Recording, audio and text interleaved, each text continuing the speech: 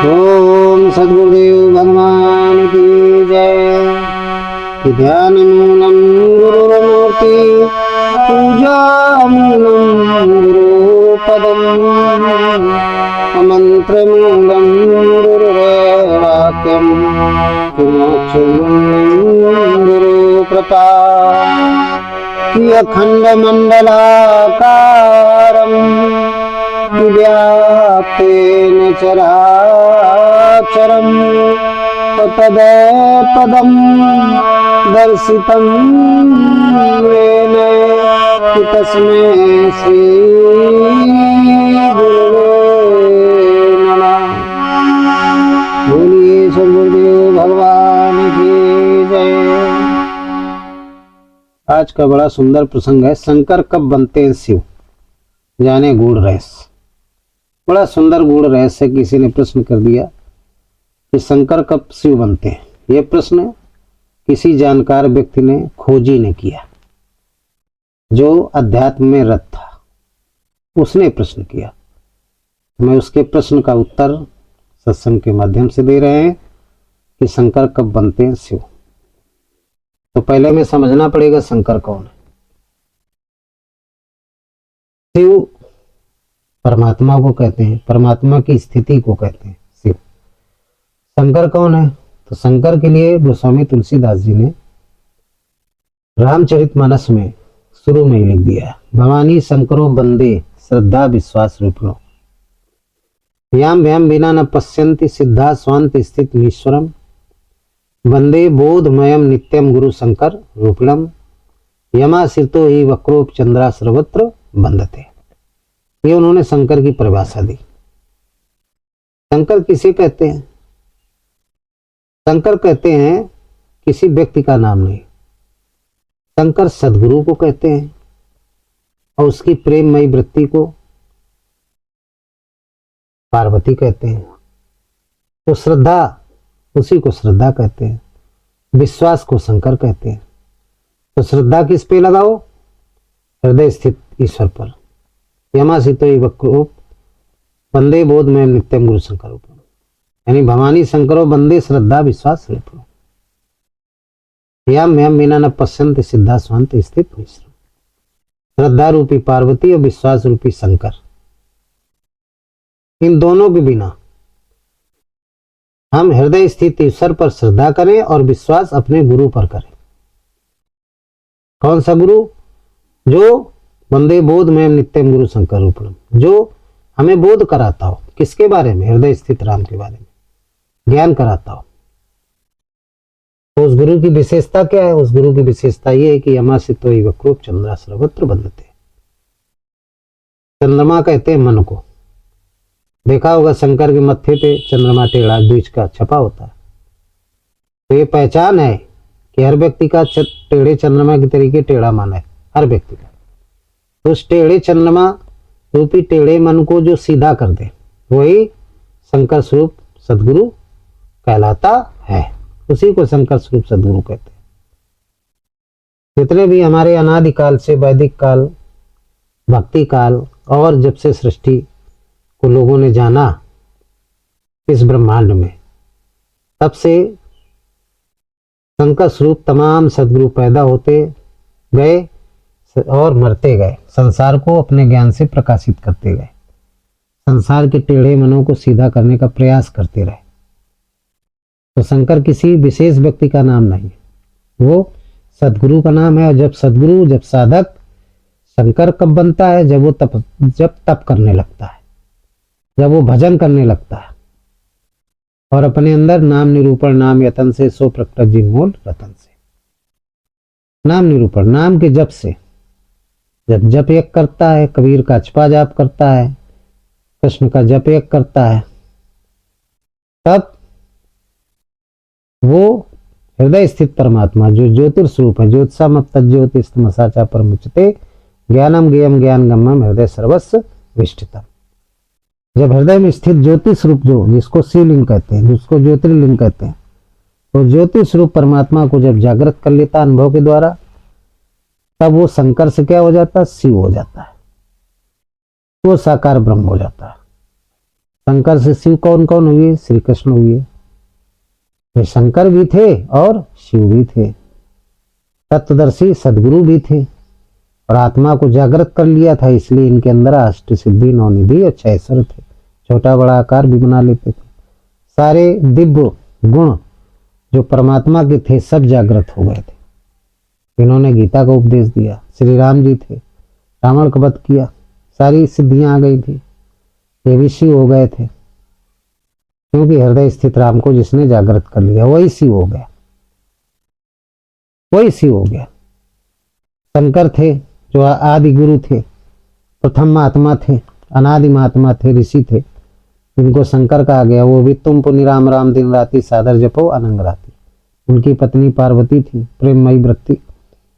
उन्होंने कहा आप दिन रात राम राम जपते रहते हो। वो हिमालय में रहते थे, कैलाश में रहते थे। कैलाश माने होता है कैवल्य, यानी जहाँ पे परमात्मा की प्राप्ति हो जाए, एकांत स्थान। तो वहां रहते थे। संत महात्मा कैवल्य में ही रहते ही है। उनको परमात्मा की जब प्राप्ति हो जाती है तो कैलाश में वास हो जाता है, वो एकांत हो जाते हैं। एक राम सब जग से न्यारा, संसार में रह करके संसार से अलग होते हैं। उनकी स्थिति अलग हो जाती है, यानी कैवल्य की हो जाती है। उन्हें फिर संसार से कोई लेना देना नहीं, इसी को मोक्ष कहते हैं। तो तुम पुनि राम राम दिन राति सादर जपो अनंग राति। वो दिन रात राम राम ही जपते थे। तो राम राम जपने से शंकर शिव क्या हो गए थे? शिव हो गए थे, परमात्मा स्वरूप हो गए थे। शिव एक स्थिति है, परमात्मा स्वरूप होने की स्थिति को शिव कहते हैं, यानी साकार ब्रह्म। साकार ब्रह्म जितने वो सबको शिव कहा गया। श्री राम जी भी शिव हो गए, श्री कृष्ण जी भी शिव हो गए, परशुराम भी शिव हो गए। जिसने भी परमात्मा को, परम तत्व को जान लिया, जागृत कर लिया हृदय में, वो सभी क्या हो गए? शिव हो गए। तो जितने शंकर स्वरूप सदगुरु हैं, ये नाम के जप से शिव हो जाते हैं। नाम निरूपण नाम यतन से, सो प्रकृत जिम मूल रतन से शिव हो जाते हैं। शिव की स्थिति हो जाती है।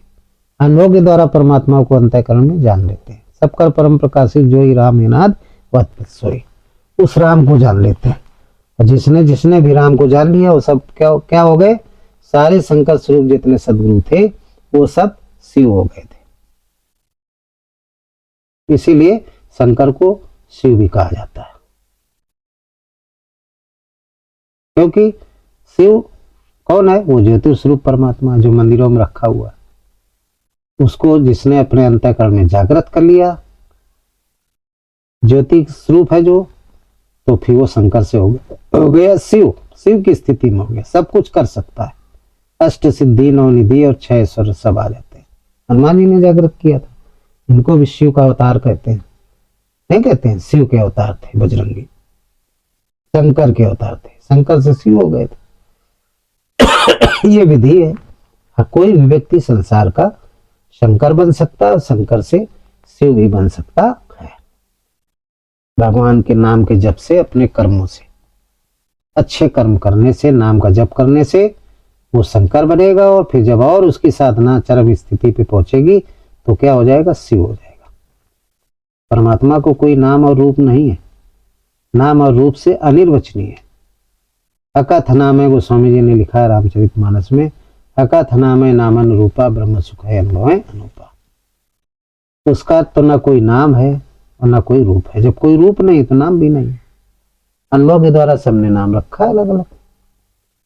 सत्य है, कभी उसका विनाश नहीं होता, इसलिए सत्यम शिवम सुंदरम। सत्य को शिव कहा गया। आत्मा सत्य है, शाश्वत है, सनातन है, कभी विनाश नहीं होता। ना पानी उसको जला सकती, पानी गीला कर सकती, ना आग जला सकती, ना हवा उड़ा सकती। गीता में दिया गया है, कहा गया है। तो अंतःकरण में इसलिए आत्मा कहते हैं, अंतःकरण के बाहर है इसलिए परमात्मा कहते हैं, कण कण में इसलिए ब्रह्म कहते हैं, विश्व के अणु में इसलिए इसको विष्णु कहते हैं, श्वासों के स्वरों में इसलिए ईश्वर कहते हैं, सारे भगों यानी शरीरों को चलाती है, नियंत्रण करती है, इसलिए भगवान कहते हैं। तो सबके अंतःकरण जड़ चेतन में रमण करता है, परम चेतना रूप में, इसलिए उसको राम कहते हैं। तो अनेकों नाम अपने अपने अनुभव से लोगों ने, ऋषियों ने रखा। तो सभी जितने भी शंकर स्वरूप महापुरुष हुए हैं, उन्होंने जब हृदय में, अंतःकरण में उस राम को जागृत कर लिया है तो वो शिव हो गए। तो शंकर से कब शिव बनते, ये हमने आपको प्रक्रिया बताई नाम के जप से। अब बैखरी से जप करें राम राम राम जोर जोर से। कुछ दिन बाद जब मन संयमित होने लगे, रुकने लगे, आपके कंट्रोल में आ जाए, तो मन से करने लगे, तो उसको मध्यमा कहते हैं। फिर पश्यंती से आप जप करें, श्वास प्रश्वास का जप करें, इसी को जप यज्ञ कहते हैं, इसी को कबीर का अचपा कहते हैं। इससे करने लगेंगे तो वो शिव आपके अंदर जागृत हो जाएगा, वो आत्मा आपके अंदर जागृत हो जाएगी। तो आप शंकर से क्या हो जाएंगे, आप शिव हो जाएंगे। पश्यंती तक पहुंच गए तो आप शंकर हो गए, पश्यंती के बाहर परम पहुंच गए तो आप शिव हो गए। नाम जब आत्मा की जागृति में मिल गया, आप शिव हो गए। वो जीवात्मा, वो शंकर किसमें विलीन हो गया, शिव में, तो शिव स्वरूप हो गया। जैसे 3 लीटर दूध में 1 लीटर पानी मिला दो तो सब पूरा क्या बन गया, दूध बन गया, वो भी सफेद हो जाएगा। लाली देखन में चली, मैं भी हो गई लाल। तो ये प्रक्रिया है। शंकर कब बनते हैं शिव, ये हमने आप लोगों को बताया। इन्हीं शब्दों के साथ इस सत्संग को समाप्त करते हैं। बोलिए सद्गुरुदेव भगवान की जय, सच्चिदानंद भगवान की जय, संत समाज की जय, भक्त समाज की जय। कि सर्वे भवन्तु सुखिनः, सर्वे सन्तु निरामयाः, सर्वे भद्राणि पश्यन्ति, किमा कश्चित् दुःखो भाग् भवेत्। बोलिए सच्चिदानंद भगवान की जय। ओम राम